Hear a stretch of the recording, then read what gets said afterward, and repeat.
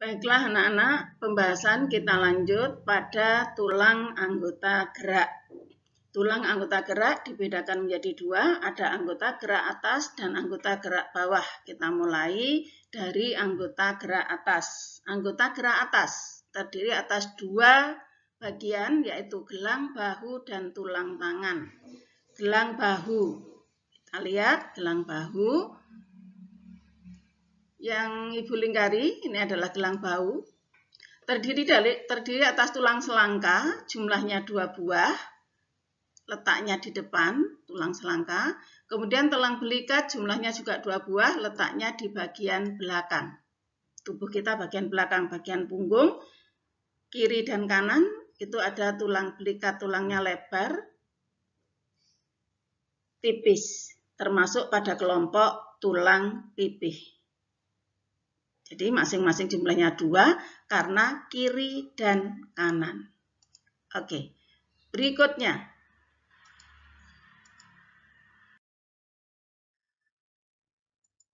Yang membentuk tangan.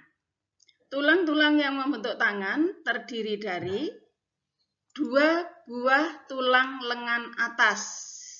Tulang lengan atas jumlahnya 2 buah, kiri dan kanan. Bentuknya adalah tulang pipa. Kemudian tulang hasta. Tulang hasta jumlahnya juga 2 buah, kiri dan kanan. Nanti kalau ada gambar, kalau mengingat-ingat, tulang hasta itu posisinya lurus dengan kelingking. Yang di sebelahnya tulang hasta ada tulang pengumpil, pada gambar lurus dengan ibu jari. Ibu jari itu tulang-tulangnya lebih pendek dibandingkan jari-jari yang lainnya. Hanya ada 2 ruas, sementara yang lainnya ada 3 ruas.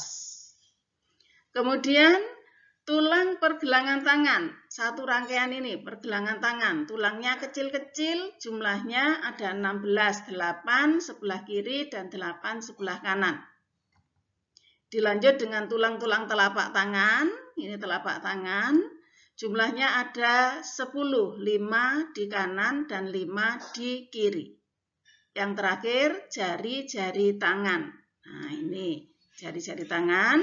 Khusus ibu jari hanya 2 ruas, jari-jari yang lain ada 3 ruas. Sehingga jumlah ruas jari tangan, masing-masing tangan 14, jumlah keseluruhan 28 buah tulang jari tangan.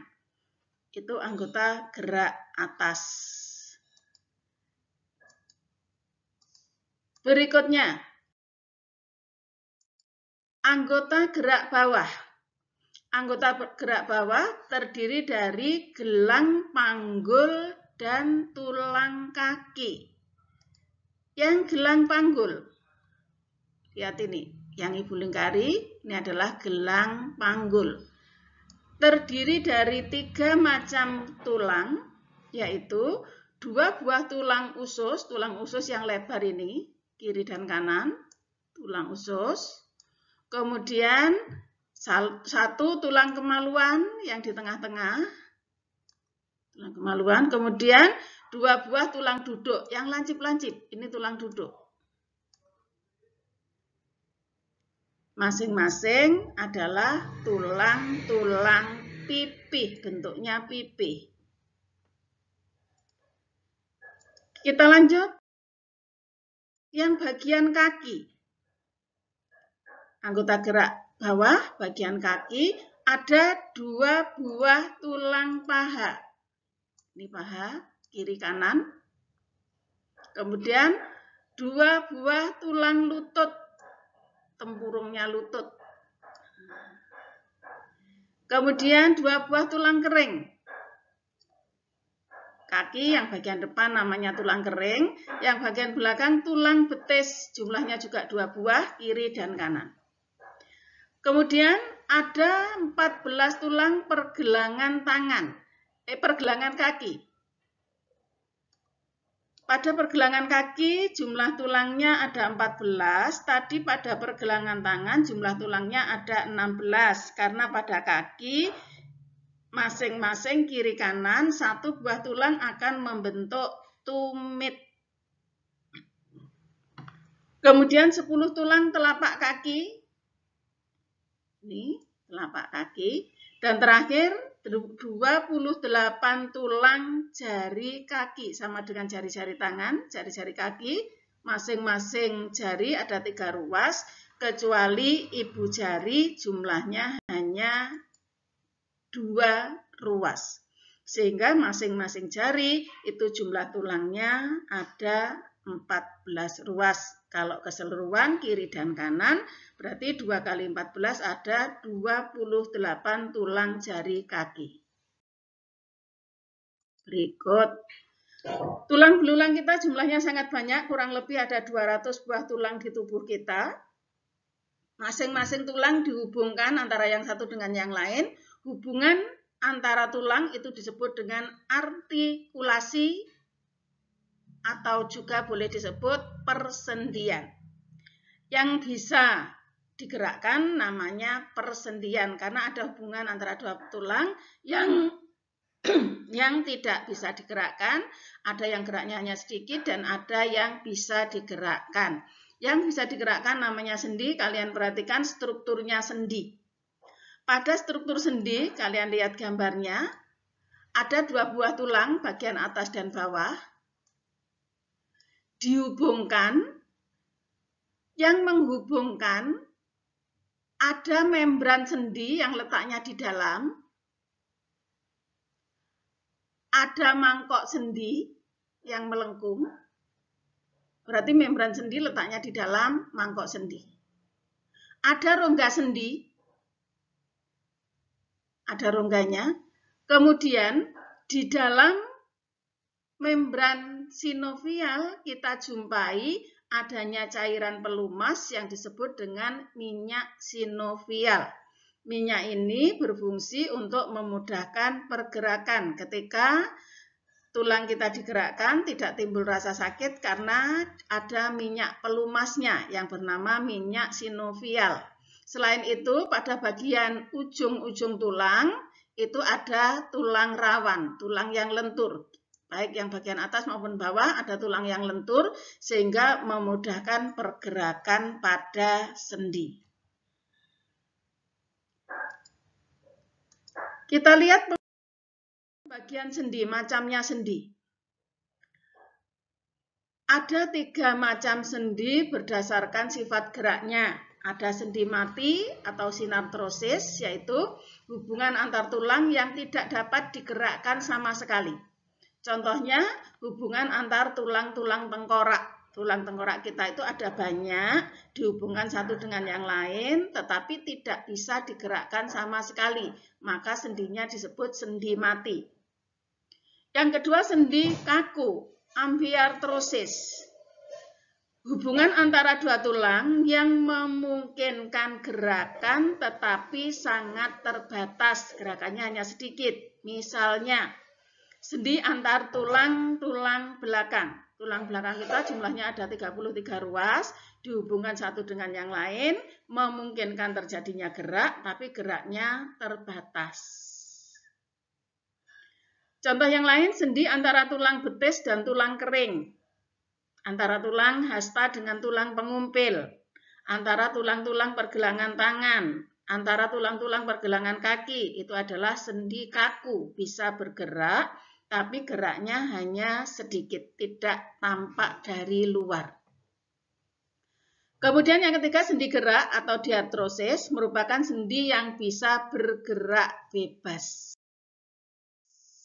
Sekarang berdasarkan arah geraknya, sendi gerak dibeda-bedakan lagi, yaitu ada sendi engsel.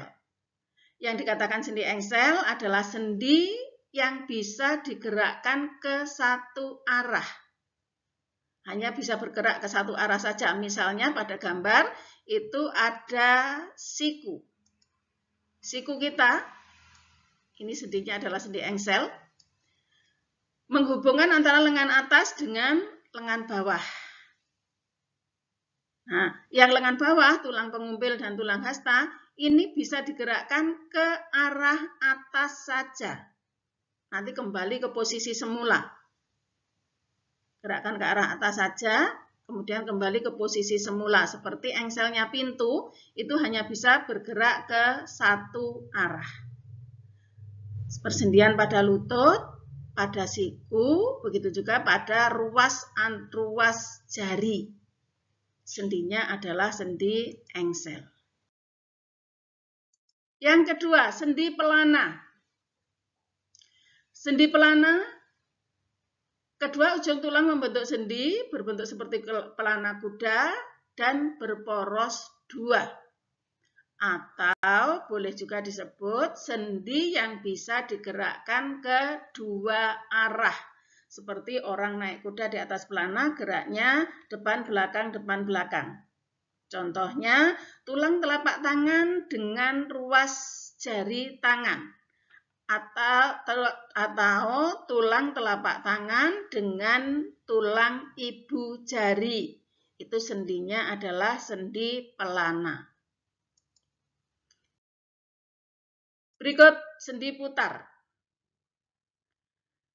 Pada sendi putar, ujung tulang yang satu mengitari ujung tulang yang lain sehingga memungkinkan gerakan memutar.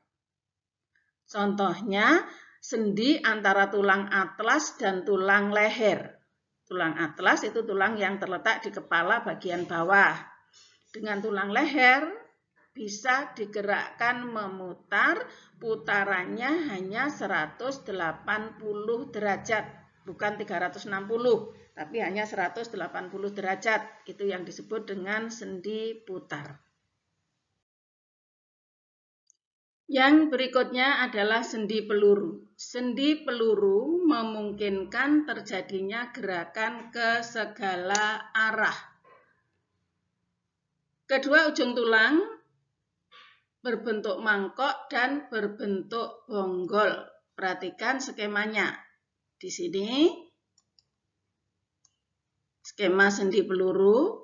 Ada bagian yang membentuk mangkok dan ada yang bagian membentuk bonggol.